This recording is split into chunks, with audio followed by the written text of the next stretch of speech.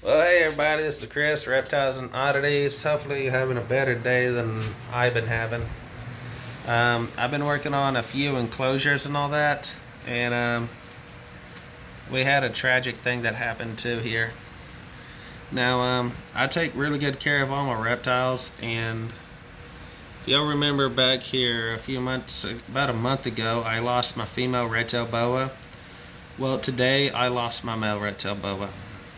Now, what's scaring me is I really hope he passed away of natural causes. I ended up cremating this feller, so because I couldn't bury him, the ground's just too tough right now. We haven't had rain for quite a while, so the ground's pretty dry. So I haven't been able to dig him a hole, so I ended up cremating him.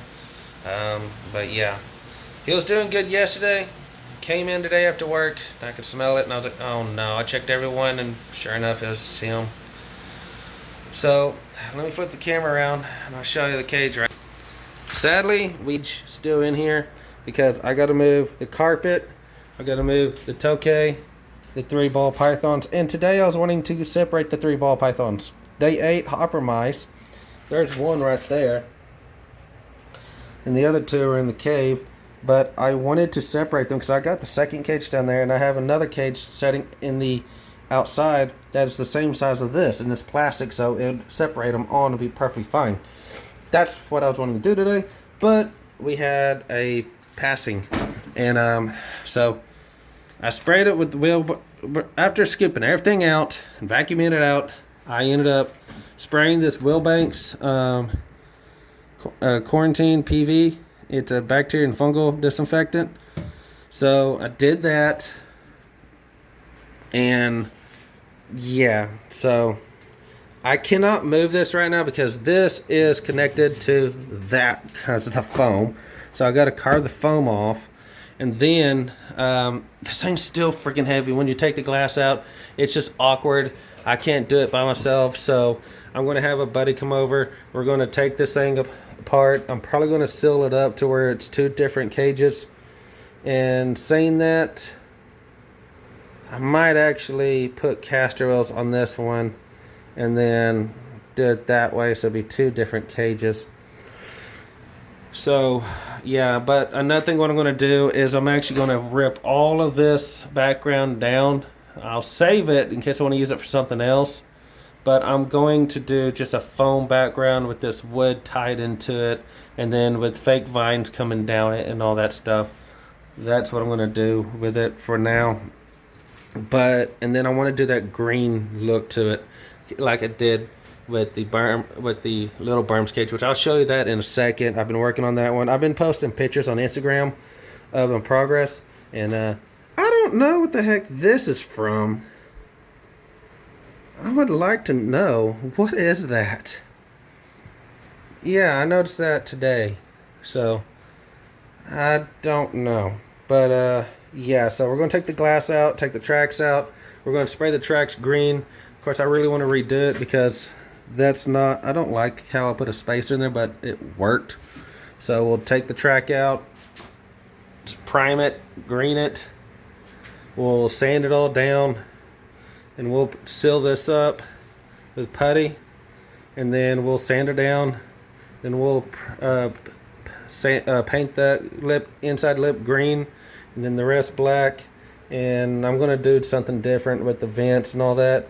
Clean the vents up, do something different with the vents up here. And yeah, so as of right now, it's just airing out. I can't open the window because we have a cold front going through. So yeah, but yeah, all the ball pythons ate, and there's one of them right there.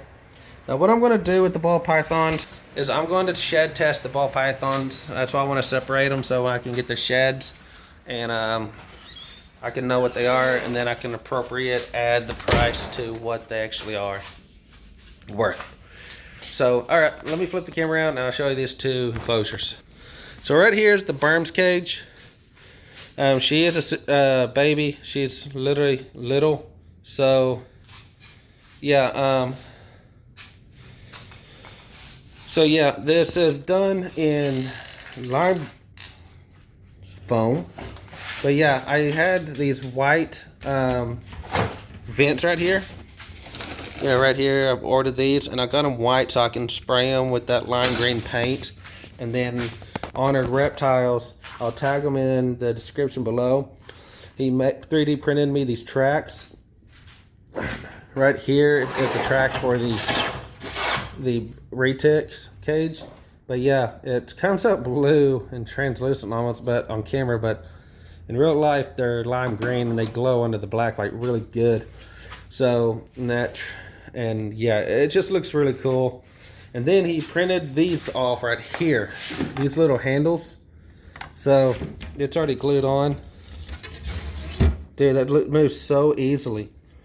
So the background has been carved and everything. Let me turn the...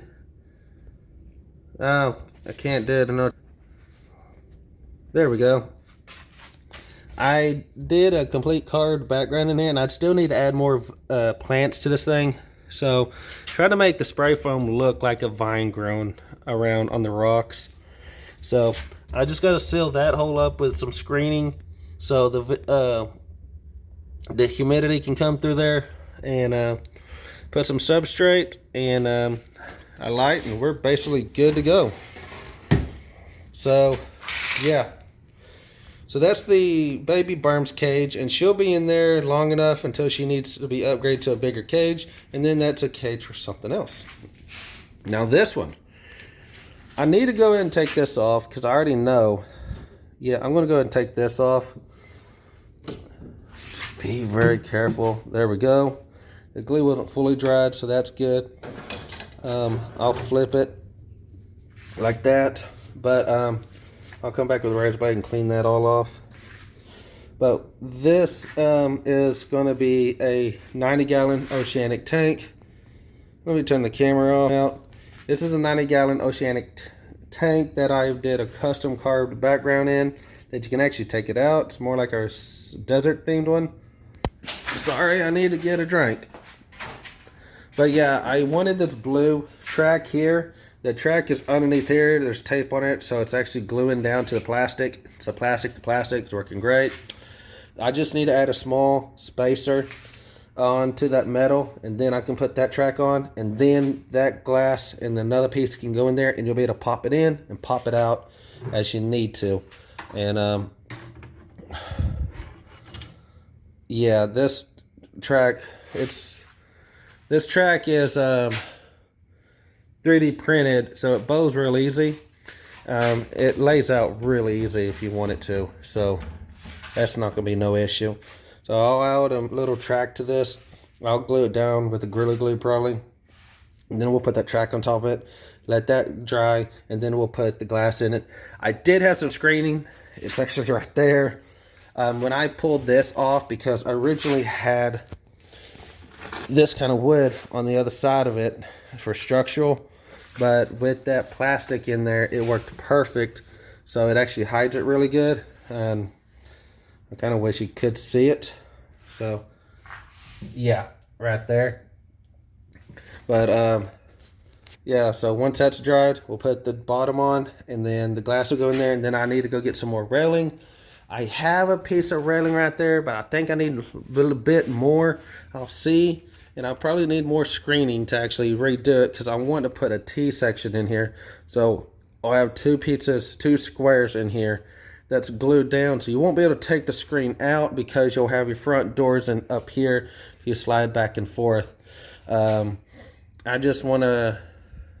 Actually, I might need to make it to where you can take the screens off, because in case you want to run anything in here. Honestly, but it's glass. You can actually just stick it to the outside and call it good.